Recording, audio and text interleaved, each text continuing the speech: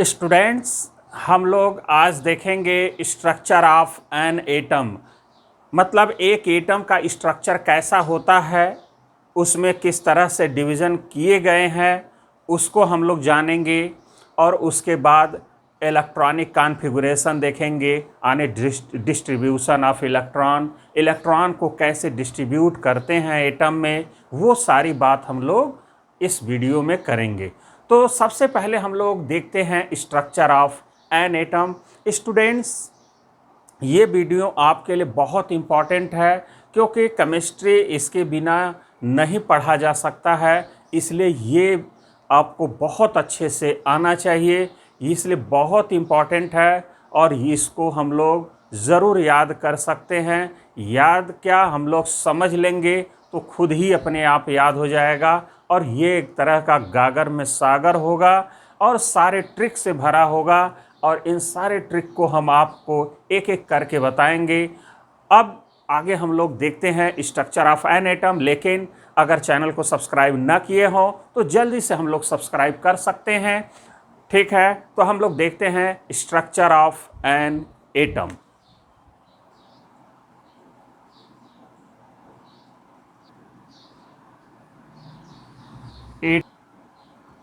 तो स्टूडेंट्स, हम लोग ये पहले समझें कि एटम है क्या। तो हम लोग पहले ये समझ लेते हैं कि अगर कोई भी सब्सटेंस है और उस सब्सटेंस का छोटा से छोटा टुकड़ा काट लीजिए, ठीक है। और वो सबसे छोटा टुकड़ा, अब उसके बाद आपको लग रहा है कि अब ये जो है कि अब डिवाइड नहीं हो सकता है, यानी कि वो स्मॉलेस्ट, हम लोग रिपीटिंग यूनिट की बात कर रहे हैं जिससे कोई भी सब्सटेंस बना है। चाहे मार्कर की बात कर लें, चाहे हम ईंट की बात कर लें, हम चाहे किसी भी सब्सटेंस की बात कर लें, तो हर सब्सटेंस किसी न किसी रिपीटिंग यूनिट से बना होता है। किसी छोटे चीज़ आने की को बार बार रख करके वो बनाया गया होता है।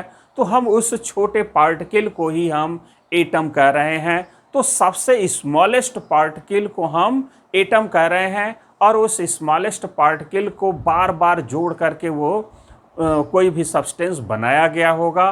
तो हम उसी स्मॉलेस्ट एटम की बात कर रहे हैं, पार्टिकल की बात कर रहे हैं कि उसका स्ट्रक्चर कैसा होगा। तो हम लोग देखें कि यहाँ पर एटम जो होगा किसी भी सब्सटेंस का, एटम के दो पार्ट होंगे। एटम के कौन कौन से दो पार्ट होंगे, जरा हम लोग ये समझें।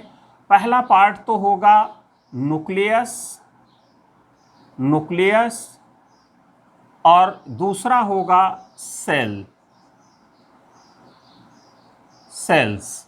न्यूक्लियस के में दो पार्टिकल होंगे, जैसा आप लोग अच्छी तरह से जानते भी हैं, और नहीं जानते हैं तो आप लोग जाने यहाँ पर कि क्या क्या होगा न्यूक्लियस में। न्यूक्लियस में होते हैं प्रोटॉन, प्रोटॉन्स और न्यूट्रॉन्स, न्यूट्रॉन्स। अब यहाँ पर अगर हम लोग देखें कि न्यूक्लियस में प्रोटॉन्स और न्यूट्रॉन्स होंगे, और सेल जो दूसरा पार्ट है वो सेल है। और सेल को फर्दर जो है कि फिर डिवाइड किया गया है किसमें, सब सेल में। तो यहाँ पर हम लोग देखें सब सेल। इलेक्ट्रॉन्स, यहाँ पर अगर हम लोग देखें कि कोई भी एटम है जो किसी भी सब्सटेंस का स्मॉलेस्ट पार्टिकल है, जो बार बार वो एक दूसरे से जुड़ करके वो सब्सटेंस बना है, उसे स्मॉलेस्ट पार्टिकल को हम एटम कह रहे हैं। और एटम को दो पार्ट में डिवाइड किया गया, न्यूक्लियस और सेल्स। न्यूक्लियस में दो पार्टिकल होते हैं, जैसे दो नेचर के पार्टिकल होते हैं, प्रोटॉन्स और न्यूट्रॉन्स। अब सब सेल्स को फिर फर्दर डिवाइड किया गया है सब सेल में। सब सेल को ऑर्बिटल्स में, ऑर्बिटल्स में ही इलेक्ट्रॉन्स होते हैं। तो जरा उसका स्ट्रक्चर हम लोग देखें कि आखिर उसका स्ट्रक्चर होता कैसा है। तो यहाँ पर हम लोग उसका स्ट्रक्चर जरा देखें। यहाँ पर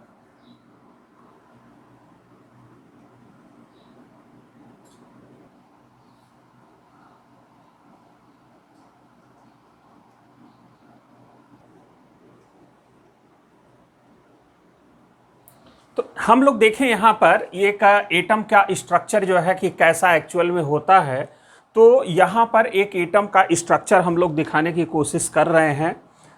तो यहाँ पर अगर हम लोग देखें कि भाई एटम को दो पार्ट में डिवाइड किया गया है, न्यूक्लियस और सेल्स। न्यूक्लियस में आपके प्रोटॉन्स और न्यूट्रॉन्स होते हैं। जैसा ये एक एटम है, बीच के एटम के सेंटर में ये जो आप पार्ट देख रहे हैं ये न्यूक्लियस इसको कह रहे हैं, जिसमें न्यूट्रॉन और प्रोटॉन हो रहे हैं या प्रोटॉन और न्यूट्रॉन्स होते हैं। प्रोटॉन पर पॉजिटिव चार्ज होता है और न्यूट्रॉन पर कोई चार्ज नहीं होता है, इस बात को भी ध्यान दें।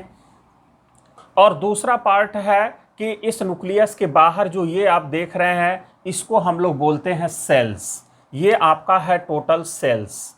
अब यहाँ पर तो हो गया कि भाई न्यूक्लियस और सेल्स दो पार्ट में डिवाइड हो गया, न्यूक्लियस और ये सेल्स। अब सेल्स को फर्दर फिर डिवाइड किया गया है सब सेल। तो अब यहाँ पर देखिए जो सेल को डिवाइड किया गया है सब सेल में, उसके डिवीजन कैसे हैं। जैसे पहले में एक सब सेल डिवाइड किया गया है सेल को, एक सेल में एक ही सब सेल भी है। दूसरे सेल में दो सब सेल, तीसरे में तीन सब सेल, चौथे में चार सब सेल, पांचवें में पांच सब सेल, छठवें में छः, सातवें में सात, आठवें में आठ, ऐसे ही बढ़ते चले जाएंगे। क्लियर। तो यहाँ पर फर्स्ट में अगर देखा जाए तो फर्स्ट सेल ये है जिसमें एक ही सब सेल है, एस सब सेल। और दूसरे में जो है कि एस और पी दो सब सेल हैं, ये आपका सेल है और ये दोनों सब सेल हैं। ये तीसरा आपका सेल है और तीसरे में तीन सब सेल हैं, एस पी और डी है। और चौथे में फोर सब सेल हैं, एस पी डी और एफ। तो ये आप लोग समझ गए कि एक एटम को पहले दो पार्ट में डिवाइड किया गया, न्यूक्लियस और सेल्स। अब सेल्स को सब सेल्स में ये डिवाइड किया गया, लेकिन अलग अलग सेल में अलग अलग डिवीजन है। यानी फर्स्ट में एक सेल, दूसरे में दो सब सेल, तीसरे में तीन सब सेल, चौथे में चार, ऐसे बढ़ता हुआ चला जा रहा है। जैसा आप लोग देख रहे हैं कि फर्स्ट में एस है, सेकेंड में एस और पी है, थर्ड में एस पी डी है और फोर्थ में एस पी डी एफ है। अब यहाँ पर सब सेल तो हो गया, अब सब सेल को ऑर्बिटल में डिवाइड किया गया है। अब ये जो सब सेल आप देख रहे हैं ये इसको भी फर्दर डिवाइड किया गया है और उस डिवीजन को हम बोल रहे हैं ऑर्बिटल्स। तो सब सेल को किस में डिवाइड किया गया है, ऑर्बिटल्स। अब देखिए एस सब सेल में एक ही ऑर्बिटल होता है, एक ही ब्लॉक्स होते हैं, इसका मतलब है कि एक खाना मान लेते हैं। और पी में अगर देखा जाए तो तीन ऑर्बिटल्स होते हैं, डी में 5 ऑर्बिटल्स होते हैं, डी में 5 हो गए, एफ में 7 ऑर्बिटल्स हो गए। तो यहाँ पर ये क्लियर हो गया कि ऑर्बिटल्स जो होंगे वो यहाँ पर हम दिखा दें अगर, तो एस सब सेल और ये पी है, ये डी है और एफ है। तो एस सब सेल में कितने ऑर्बिटल्स होते हैं, 1। और पी में कितने होंगे, 3। डी में कितने होंगे, 5। और एफ में कितने होंगे, 7। अब यहाँ ऑर्बिटल में ही इलेक्ट्रॉन होते हैं और हर ऑर्बिटल में इलेक्ट्रॉन होते हैं, हर ऑर्बिटल में इलेक्ट्रॉन होते हैं। जैसे यहाँ पर दो सब सेल में इलेक्ट्रॉन को भरकर दिखाया गया है। एक ऑर्बिटल में मैक्सिमम 2 इलेक्ट्रॉन रखे जा सकते हैं। इस बात को याद रखें कि एक ऑर्बिटल है, ऑर्बिटल किसी का हो, चाहे एस का हो, पी का हो, डी का हो, एफ का हो, हर ऑर्बिटल में मैक्सिमम 2 ही इलेक्ट्रॉन रख सकते हैं। तो एस में 2, पी में भी देखिए सब में 2 ही रखा गया है। लेकिन अब चूंकि इसमें 3 ऑर्बिटल हैं इसलिए टोटल इलेक्ट्रॉन 6 हो जाएंगे। इसमें एक ही ऑर्बिटल है इसलिए 2, इसमें भी 2 होंगे, 2 2 2, इसमें 6 हो जाएंगे, है ना, इसमें भी 6, इसमें 10 हो जाएंगे, इसमें 10 और एफ में कितने हो जाएंगे, 14 इलेक्ट्रॉन्स भरे जा सकते हैं। क्योंकि हर ऑर्बिटल में मैक्सिमम 2 इलेक्ट्रॉन्स भरे जा सकते हैं। तो यहाँ पर हो गया कि ये सब सेल हैं, सब सेल में नंबर ऑफ ये ऑर्बिटल्स हो गए, ये नंबर ऑफ ऑर्बिटल्स हो गए। और इसी ऑर्बिटल में क्या होते हैं, इलेक्ट्रॉन्स होते हैं। अब जरा हम लोग 2-3 पॉइंट्स को अच्छे से समझते हैं, ठीक है।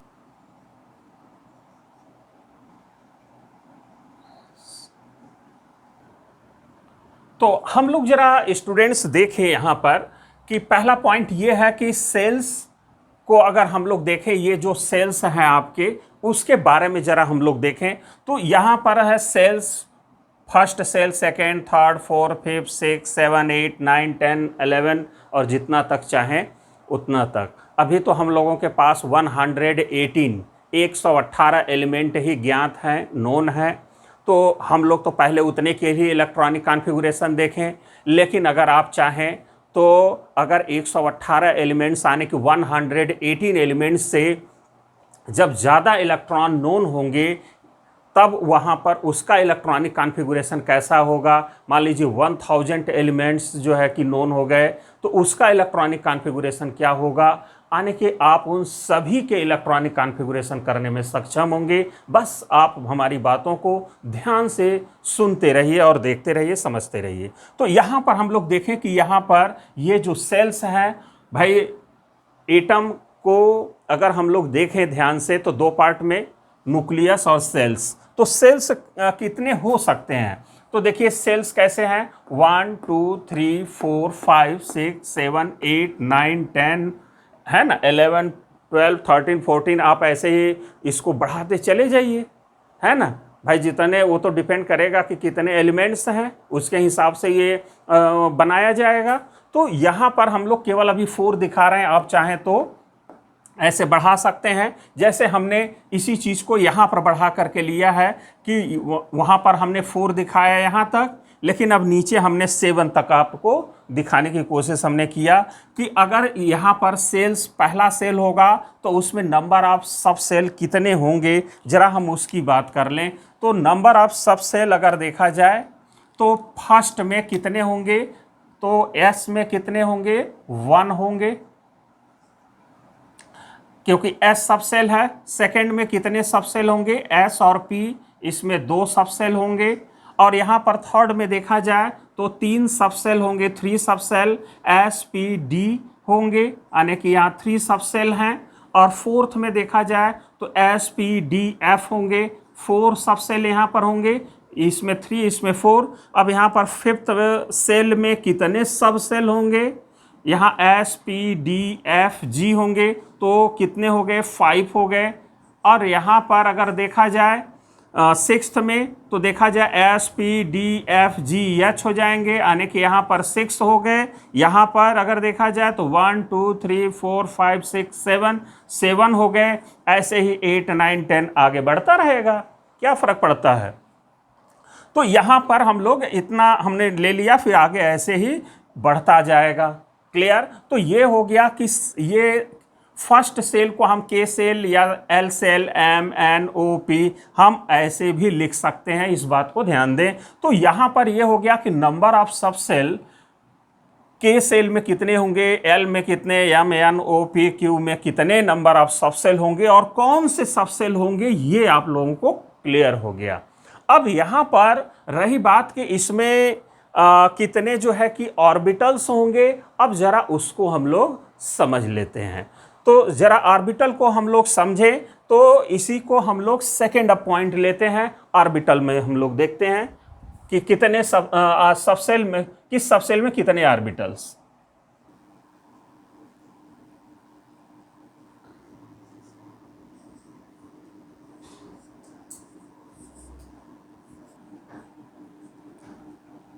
तो हम लोग यहाँ पर अगर देखें कि सब सेल हम लोगों का है S P D F G H I J, है ना, इस तरह से जो है कि सब सेल होंगे।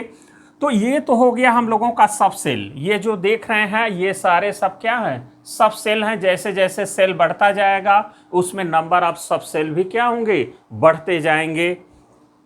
अब मान लीजिए कि ये सब सेल तो मालूम हो गया, अब हमको देखना है कि उसमें ऑर्बिटल कितने होंगे। जैसे पी सब सेल है, उसमें 3 ऑर्बिटल है, पी में 3 है, डी में 5 है ना, एफ में 7 है, एस में 1 है। तो ये जो नंबर ऑफ ऑर्बिटल्स होते हैं जरा वो देखें कि कितना होता है। तो यहाँ एस सब सेल है तो उसमें नंबर ऑफ ऑर्बिटल कितने होंगे, 1 होंगे। पी में कितने होंगे, अब इसमें 2 जोड़ दीजिए, 3 हो जाएंगे। फिर डी में कितने होंगे, इसमें 2 जोड़ दीजिए, 2 जोड़ते चले जाइए।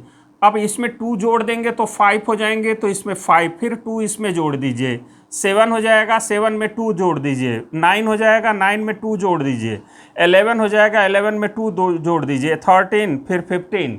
तो यहाँ पर ये सब सेल हो गए और उसमें ये नंबर ऑफ क्या हो गए, डी में 5, एफ में 7, जी में 9, एच में 11, आई में 13, जे में 15, है ना। इस तरह से क्या होंगे, ऑर्बिटल्स होंगे, नंबर ऑफ ऑर्बिटल्स। अब उसमें हम लोग ये देखें कि नंबर ऑफ इलेक्ट्रॉन्स कितने होंगे, जरा वो देखा जाए। अब फर्स्ट अगर देखा जाए सब सेल में, तो एक ऑर्बिटल, और हमने आपको बता रखा है कि एक ऑर्बिटल में मैक्सिमम कितने इलेक्ट्रॉन रखे जा सकते हैं, 2 इलेक्ट्रॉन्स, चाहे वो s का हो, चाहे p का हो, चाहे d का हो, चाहे f का हो, या किसी का भी ऑर्बिटल हो, हर ऑर्बिटल में मैक्सिमम 2 इलेक्ट्रॉन्स रखे जा सकते हैं। तो जरा यहाँ पर देखें कि मैक्सिमम नंबर ऑफ इलेक्ट्रॉन्स कितने होंगे। तो यहाँ पर अगर देखा जाए तो एक ऑर्बिटल है, तो मैक्सिमम इसमें s सब सेल में कितने इलेक्ट्रॉन हो सकते हैं, 2। अब यहाँ पर 3 ऑर्बिटल्स हैं, एक में 2, तो 3 में कितने हो जाएंगे, 6। इसमें 5 ऑर्बिटल हैं, एक में 2, तो 5 ऑर्बिटल में कितने हो जाएंगे, 10। अगर हम यहाँ पर देखें तो अंतर कितने का आ रहा है, देखिए 2 में अगर 4 जोड़ दिया जाए तो 6, इसमें 4 जोड़ दिया जाए तो 10, इसमें 4 अगर हम जोड़ दें तो 14, इसमें अगर 4 जोड़ दें तो 18, अगर इसमें 4 जोड़ दें तो 22, और इसमें 4 जोड़ दें तो 26, और इसमें 4 जोड़ दें तो 30। ये आ गया नंबर ऑफ क्या, electrons, maximum number of electrons. इन सब सेल में मैक्सिमम कितने इलेक्ट्रॉन रखे जा सकते हैं, 18 इलेक्ट्रॉन्स रखे जा सकते हैं, क्योंकि उसमें 9 ऑर्बिटल हैं, तो मैक्सिमम कितने हो सकते हैं, 18 इलेक्ट्रॉन्स हो सकते हैं। जैसे इसमें 5 ऑर्बिटल्स हैं तो मैक्सिमम 10 इलेक्ट्रॉन्स, 7 है तो 14, 9 है तो 18, 11 है तो 22, 13 है तो 26, 15 है तो 30। ये आ गया हम लोगों का मैक्सिमम नंबर ऑफ इलेक्ट्रॉन्स। अब आगे हम लोग देखते हैं, तो हम लोग देखें कि यहाँ पर थर्ड पॉइंट में यहाँ हमने ले लिया सेल्स। सेल्स कौन कौन सा है, देखिए एटम को 2 पार्ट में डिवाइड किया गया, न्यूक्लियस, और ये हैं आपके सेल्स। अब जैसे ये है first shell, second, third, fourth, fifth, six, 7, 8, 9, 10, ऐसे आप बढ़ते चले जाएंगे, है ना, 5, 6, 7, 8, 9, 10, है ना। तो इस तरह से सेल बढ़ता जाएगा, वो आपको डिपेंड करेगा कि भाई कितने एलिमेंट्स नोन हैं, उसके हिसाब से आप जो है कि इलेक्ट्रॉनिक कॉन्फ़िगरेशन कर सकते हैं। इस तरह से बढ़ता जाएगा, ये अपने दिमाग में बैठा लें। तो ये है सब क्या, सेल्स हैं। तो ये सेल है फर्स्ट, सेकेंड, थर्ड, फोर्थ, और ये KLMN, इस तरह से भी आप लिख सकते हैं इसको। तो ये हो गया सेल्स। उसमें सब सेल्स कौन से होंगे, फर्स्ट में केवल S सब सेल है, सेकंड में S और P है, थर्ड में S P D है, चौथे में S P D F है, फिफ्थ सेल में कौन कौन से सब सेल हैं, S है, P है, D है, F है, G है। सिक्स्थ सेल में होंगे S सब सेल, P सब सेल, D सब सेल, F सब सेल, G सब सेल, H सब सेल होंगे। सेवंथ सेल में कौन कौन से सब सेल होंगे, S सब सेल, P सब सेल, D सब सेल, F सब सेल, G सब सेल, H सब सेल, I सब सेल, इस तरह से होंगे। अब यहाँ पर हम लोगों को मालूम हो गया कि भाई सब सेल ये होगा। अब उसमें नंबर ऑफ इलेक्ट्रॉन्स अगर हम लोग देख लें, मैक्सिमम नंबर ऑफ इलेक्ट्रॉन्स इन सब सेल, तो मैक्सिमम हम लोग ले लेते हैं, वो ज़्यादा अच्छा रहेगा। मैक्सिमम नंबर ऑफ इलेक्ट्रॉन्स इन सब सेल, तो S में 2 इलेक्ट्रॉन मैक्सिमम रखे जा सकते हैं, लेकिन इलेक्ट्रॉनों को हम दिखाएंगे कैसे, तो आप हमेशा जो सब सेल होते हैं उनके ऑर्बिटल में कितने इलेक्ट्रॉन्स हैं, उन इलेक्ट्रॉनों को उनके सब सेल के सिंबल के ऊपर पावर के रूप में लिखा जाता है। जैसे यहाँ पर है A, तो A के पावर 2 लिखना, तो ऐसे लिखेंगे, A के ऊपर 2 लिखेंगे। तो ये हमेशा नंबर ऑफ इलेक्ट्रॉन को रिपोर्ट करता है, ये रिप्रेजेंट करता है, या नंबर ऑफ इलेक्ट्रॉन को हम लोग उस सब सेल के ऊपर हम पावर के रूप में लिखते हैं। ये बात क्लियर हो गया होगा। तो जरा हम लोग देखें यहाँ पर कि नंबर ऑफ इलेक्ट्रॉन जो इस ऑर्बिटल में इलेक्ट्रॉन्स होंगे, मान लीजिए कि यहाँ पर 6 इलेक्ट्रॉन है, तो 6 इलेक्ट्रॉन को अब हम कैसे दिखाएंगे, ऐसे p के पावर में क्या लिख देंगे, 6 लिख देंगे। अगर यहाँ पर 5 होता तो अब यहाँ 5 लिखते, 4 इलेक्ट्रॉन ही केवल होता तो यहाँ पावर में 4। तो यहाँ मैक्सिमम इलेक्ट्रॉन कितना हम लोग उस सबसेल में रख सकते हैं। अब मैक्सिमम इलेक्ट्रॉन रख लें और बाकी तो जितना इलेक्ट्रॉन रहेगा उतना इलेक्ट्रॉन इसके पावर हम लोग लिखते चले जाएंगे। वो क्या होगा, नंबर ऑफ इलेक्ट्रॉन को उस सबसेल में दिखाया मतलब कि शो किया जा रहा होगा। तो यहाँ पर अगर हम लोग देखें कि S में मैक्सिमम कितना रखा जा सकता है, 2, P में कितना, 6, D में कितना, 10, F में कितना, 14। अब देखिए सब में कितने का अंतर है, 4 4 4। तो अब 4 सब में बस केवल जोड़ते जाइए, तो यहाँ हो जाएगा 18, यहाँ पर 22, यहाँ 26, यहाँ 30। तो ये हो गया मैक्सिमम नंबर ऑफ इलेक्ट्रॉन्स। अब यहाँ पर इन सबसेल में इससे ज़्यादा इलेक्ट्रॉन नहीं हो सकता है। इसमें इलेक्ट्रॉन 1 से लेकर के 30 तक हो सकता है, इसमें 1 to 26 तक, और इसमें 1 to 2, 1 to 6, 1 to 10, 1 to 14, 1 to 18, 1 to 22, 1 to 26। ये नंबर ऑफ इलेक्ट्रॉन्स इस तरह से रखे जा सकते हैं इन सबसेल में। अब ये तो क्लियर हो गया कि इलेक्ट्रॉनों को हम कैसे रखेंगे। अगर उसके नंबर ऑर्बिटल में इलेक्ट्रॉन है तो टोटल इलेक्ट्रॉन काउंट कर लेंगे और उसके सबसेल के ऊपर पावर के रूप में नंबर ऑफ इलेक्ट्रॉन को लिख देंगे। वो ऑर्बिटल में डिस्ट्रीब्यूट किया हुआ इलेक्ट्रॉन माना जाएगा। क्लियर। अब यहां पर ये क्लियर हो गया। अब हम लोग आगे बढ़ते हैं। तो स्टूडेंट्स हम लोग यहां पर देखें कि ये स्ट्रक्चर ऑफ एटम की बात हम लोग कर रहे हैं अभी, कि एक एटम का स्ट्रक्चर कैसा होता है। आपने यहाँ पर अच्छे से समझ लिया, कई बार हमने आप लोगों को बोल भी दिया। लेकिन यहाँ पर एक चीज़ हम लोग ध्यान दें कि जब हम इलेक्ट्रॉनिक कॉन्फ़िगरेशन किसी भी एलिमेंट्स का करेंगे तो इलेक्ट्रॉनिक कॉन्फ़िगरेशन का मतलब होता है distribution of electron in the orbital या इन द सबसेल। सबसेल में ऑर्बिटल होते हैं, ऑर्बिटल में इलेक्ट्रॉन अगर हम डिस्ट्रीब्यूट कर दें तो उसी इलेक्ट्रॉन के डिस्ट्रीब्यूशन को या उसी इलेक्ट्रॉन को ऑर्बिटल में जो हम इलेक्ट्रॉन रखेंगे, ये ऑर्बिटल में जो इलेक्ट्रॉन हम रख देंगे, इसे रखने को ही हम क्या बोलते हैं, इलेक्ट्रॉनिक कॉन्फ़िगरेशन, मतलब distribution of electron in the subshell. ठीक है। तो यहाँ जब इलेक्ट्रॉनिक कॉन्फ़िगरेशन लिखेंगे तो हम लोगों को मालूम होना चाहिए कि एनर्जी का ऑर्डर क्या है, क्योंकि इलेक्ट्रॉन जब भी भरे जाते हैं सबसेल में, इन सभी सबसेल में जब इलेक्ट्रॉन भरे जाते हैं तो एनर्जी के इंक्रीजिंग ऑर्डर में रखे जाते हैं। इस बात को हमेशा याद रखें कि सबसेल में इलेक्ट्रॉन जब भी भरे जाएंगे तो एनर्जी के इंक्रीजिंग ऑर्डर में रखे जाएंगे, एनर्जी के बढ़ते हुए क्रम में। इसका मतलब है कि जिस ऑर्बिटल की एनर्जी सबसे कम, पहले इलेक्ट्रॉन उसमें भरेंगे और फिर जिसका एनर्जी ज़्यादा होगा, ठीक है, उसको हम बाद में भरेंगे। तो लोअर एनर्जी को पहले भरेंगे, हायर एनर्जी को बाद में भरेंगे, उस सबसेल में बाद में इलेक्ट्रॉन भरेंगे। तो अब इलेक्ट्रॉन का डिस्ट्रीब्यूशन कैसे करना है, lower energy to higher energy, यानी कि सब सेल की जो एनर्जी होगा वो लोअर एनर्जी से हायर एनर्जी की तरफ इलेक्ट्रॉनों को भरेंगे। अब जरा यहाँ पर हम लोग देखें कि यहाँ पर जैसे ये लिखा हुआ है, जैसे ये है 3s, ये है 4s। कैसे, अब यहाँ पर 3s 4s का क्या मतलब है। जैसे ये फर्स्ट ये सेल है ना, देखिए ये फर्स्ट सेल है, ये फर्स्ट सेल है। इस फर्स्ट सेल में जो सब सेल होगा उस सब सेल को हम क्या बोलेंगे, फर्स्ट सब सेल। इस सब सेल को हम क्या बोलेंगे, सेकेंड सब सेल।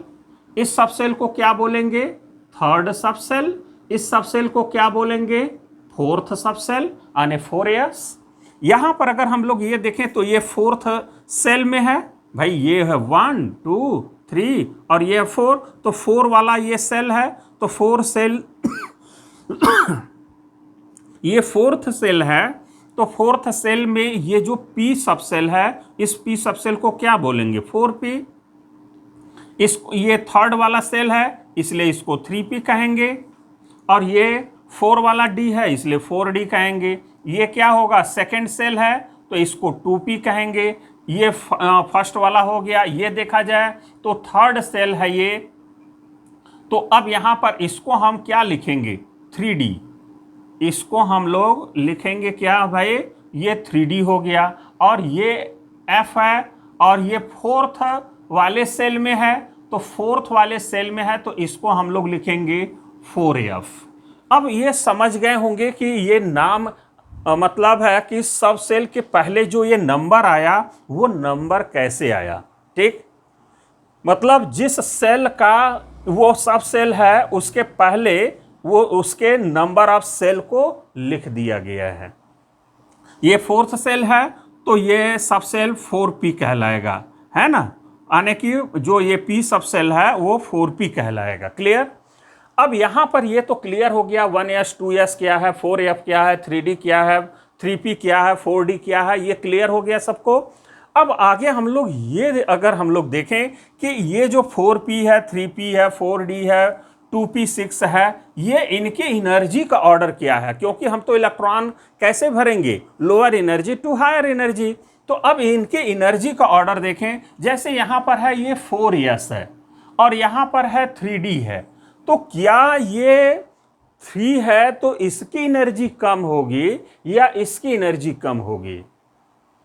ये ठीक है कि भाई जैसे जैसे सेल आगे बढ़ता जाता है एनर्जी बढ़ता जाता है, लेकिन उसमें जो सब सेल होते हैं उनके एनर्जी के जो ऑर्डर होते हैं वो कम और बेसी होते हैं। यानी कि उनकी डिफरेंस जो है कि बहुत क्या होते हैं, एनर्जी का डिफरेंस बहुत कम होता है। अब जैसे 3D का जो एनर्जी होता है वो ज़्यादा होता है 4s से, इसलिए 4s पहले भरते हैं उसके बाद ही 3D भरते हैं। तो अब देखिए 3rd सेल में ये आता है 3D है, ये 3rd सेल का d सब सेल है ना? लेकिन ये 4th सेल में है और s सब सेल है, लेकिन इसकी एनर्जी ज़्यादा होना चाहिए, लेकिन इसकी एनर्जी क्या है? कम है। किससे? 3D से। तो ऐसे कौन कौन से सब सेल होंगे जिनका एनर्जी कम, मतलब है कि हायर सेल में होते हुए भी वो पहले भरे जाएंगे, यानी कि उनकी एनर्जी हायर सेल में होते हुए भी उनकी एनर्जी कम है और लोअर सेल में होते हुए वो सब सेल की एनर्जी ज़्यादा है। तो अब ये तो बड़ा कन्फ्यूजन वाली बात होगा। तो इस कन्फ्यूजन को दूर करने के लिए हम आपको एक ट्रिक बताते हैं, और उस ट्रिक से हम लोग क्या करेंगे कि आगे पीछे जितने भी यानी कि जितने भी सब सेल हैं उन सब सेल के एनर्जी को हम एक ऑर्डर में अरेंज कर सकते हैं। तो वो अरेंज करने का अब हम लोग तरीका देखते हैं। वो एनर्जी का ऑर्डर अगर हम लोगों को आ गया तो बस एक क्रम से क्या करना है, लोअर एनर्जी से हायर एनर्जी की तरफ इलेक्ट्रॉन भरते जाइए, और कितना भरना है वो हम लोग आगे देखेंगे। तो पहले हम लोग इन सभी सबसेल के एनर्जी का ऑर्डर देखते हैं, यानी एनर्जी ऑफ सबसेल देखते हैं। तो हम लोग देखें यहां पर क्या देखना है हम लोगों को, order of energy of subshell. तो इसको भी हम लोग मिटा लेते हैं। हला हम लोग क्या देख रहे थे, स्ट्रक्चर ऑफ एन एटम। अब हम लोग देखने जा रहे हैं order of energy of subcells. आगे हम लोग यहां पर अगर देखें कि यहां पर सेल कैसे होता है, जैसे यहां पर अगर हम लोग देखें तो पहले तो फर्स्ट सेल होगा, उसके बाद सेकेंड सेल होगा, उसके बाद थर्ड सेल होगा, फोर्थ सेल होगा, फिफ्थ, सिक्स्थ, 7, 8, 9, 10, इस तरह से क्या होंगे, सेल होंगे। जरा उसमें हम लोग अब लिखें कि कौन कौन से सब सेल होंगे। अब जैसे फर्स्ट है तो फर्स्ट में कौन सा सबसेल होगा, एस होगा सिर्फ, तो उसका नाम क्या होगा, 1s होगा। फर्स्ट में है तो 1s, और सेकेंड में कितने सबसेल होते हैं जरा हम लोग जाने, s और p होता है, तो उसका नाम हो जाएगा 2s और 2p। इसको हम लोग जब लिखें तो सेम डिस्टेंस हम लोग लें, और तीसरे में कौन कौन सा होगा, s भी होगा, p भी होगा और d भी होगा। तो क्या हो जाएगा 3s 3p 3d। अब आगे हम लोग दें 4s, तो देखें हम लोग ये कैसे हम लोग बनाए, जरा इसको पहले हम लोग समझ लेते हैं। जैसे हम लोग अगर देखें ध्यान से, तो फर्स्ट सेल में कौन कौन से होते हैं, फर्स्ट में एक ही सब सेल 1s, दूसरे में 2s 2p s और p होते, तीसरे में s p d होता है, और फोर्थ सेल में ये सेल को रिप्रेजेंट कर रहा है। तो फोर्थ सेल में कौन कौन से सब सेल होते हैं, s p d f, और फिफ्थ में अब 5 सब सेल हो जाएंगे, 5 सब सेल होंगे, s होगा, p d f और g हो जाएगा, और सिक्स्थ में कितने अब हो जाएंगे, 6 सब सेल हो जाएंगे, s p d f g h, clear. Seventh में s p d f g h i, 8 में s p d f g h i j, है ना। इस तरह से 9 में s p d f g h i j k, है ना। इस तरह से क्या होंगे, आपके सब सेल बढ़ते जाएंगे। मतलब जैसे जैसे एक एक सेल बढ़ेगा तो इधर नंबर ऑफ सब सेल भी एक एक बढ़ते जाएंगे, इस बात को ध्यान देंगे। तो अब ये तो सबको लिखने आ जाएगा। अब हमने क्या किया कि इसको ऐसे पैरेलल काटने की कोशिश किया है, ये लाइन एक दूसरे के पैरेलल है, और ध्यान से अगर हम लोग देखें तो ये एक समझ में आएगा कि क्या एक्चुअल में क्या इसमें सिमिलरिटीज़ है कुछ। जैसे देखिए सिंगल टर्म एक एक तिरछी लाइन एक कट रही है, रेड कलर से हमने काटने की कोशिश किया है। तो सिंगल टर्म देखिए, एक ये और एक ये दो तिरछी लाइन पैरेलल है जो, वो सिंगल सिंगल 2 बार कटे। अब देखिए डबल डबल कितने बार, 2 बार कटे, और ट्रिपल ट्रिपल देखिए 2 बार कटे। और 4 टर्म जो है कि देखिए 1 2 3 4 2 बार कटे होंगे, है ना। अब 5 टर्म देखिए 1 2 3 4 5 2 बार कटे होंगे, 1 2 3 4 5। तो हमेशा 2-2 बार जो है कि ये टर्म कटेंगे, इस बात को ध्यान देंगे। तो सिंगल सिंगल 2 एक बार, डबल डबल, है ना, सिंगल सिंगल 2 बार, डबल डबल 2 बार, ट्रिपल ट्रिपल 2 बार, है ना। 4 4 जो टर्म होंगे वो भी 2 बार, 5 5 जो टर्म होंगे वो भी 2 बार कट रहे हैं। अब यहाँ पर हम लोगों को क्या करना है, अब सीधे अब इस लाइन को बैक साइड ऐसे मिला देना है, बीच में से लाके अब यहाँ से पीछे मिला देना है। अब यहाँ से हमारे आने का रास्ता होगा, है ना। अब आगे बढ़ रहे हैं, फिर ऐसे आ रहे हैं, फिर पीछे जा रहे हैं, ठीक है। और फिर यहाँ से आके फिर इसी के पीछे अब लाइन में जुड़ जाना है, पीछे लाइन में जुड़ जाना है ऐसे, ठीक है। पीछे हम लोग जुड़ गए, क्लियर। ऐसे ही हम लोगों को पीछे जा कर के जुड़ना है, बीच में से होते हुए पीछे आकर के जुड़ जाना है। तो इस तरह से हम लोगों का एनर्जी का ऑर्डर सब सेल का आ गया। अब देखिए कैसे आया, जरा वो समझें। अब देखिए ये इस तरह से हम लोग आगे बढ़ रहे हैं।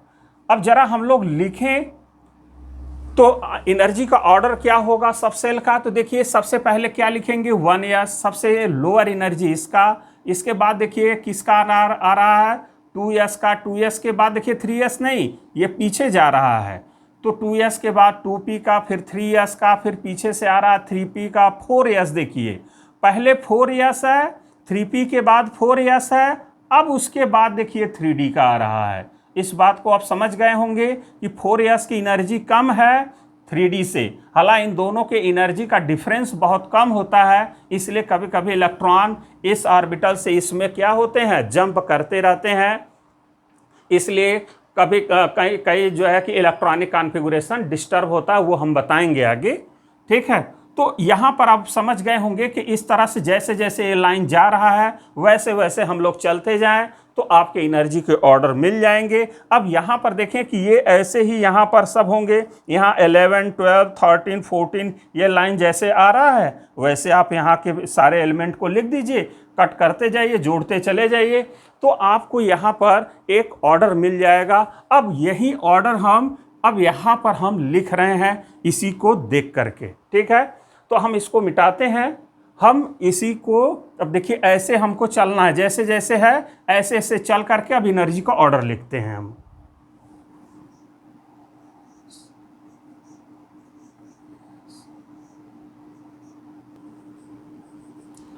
तो यहां पर अगर हम लोग देखें तो ये पूरा एनर्जी का ऑर्डर आपका जो अभी आपने कट किया, सारा चीज देखा, उसके अनुसार ये एनर्जी का ऑर्डर आ गया।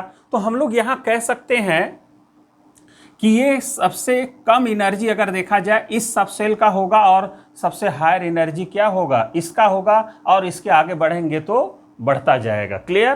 तो लोअर एनर्जी ये धीरे धीरे इसकी एनर्जी बढ़ती जा रही है। अब देखिए ये यहाँ पर देखें, ये फोर्थ सेल का है लेकिन ये थर्ड का है, लेकिन इसकी एनर्जी ज़्यादा, इसकी एनर्जी कम है। तो सभी सब सेल का एनर्जी का ऑर्डर क्लियर होना चाहिए, तभी हम इलेक्ट्रॉनिक कॉन्फ़िगरेशन किसी भी एलिमेंट का लिख सकते हैं। तो ये रहा सभी सबसेल का एनर्जी का ऑर्डर। तो ऐसे पहले चलेंगे, ये एनर्जी देखिए बढ़ता जा रहा है, ये एनर्जी आपका बढ़ता जा रहा है, फिर वहाँ से यहाँ, फिर ये वहाँ से फिर यहाँ पर ऐसे बढ़ेंगे और लास्ट में यहाँ। तो ये है लोअर एनर्जी और ये है हायर एनर्जी, ठीक है। तो अब ये क्लियर हो गया होगा।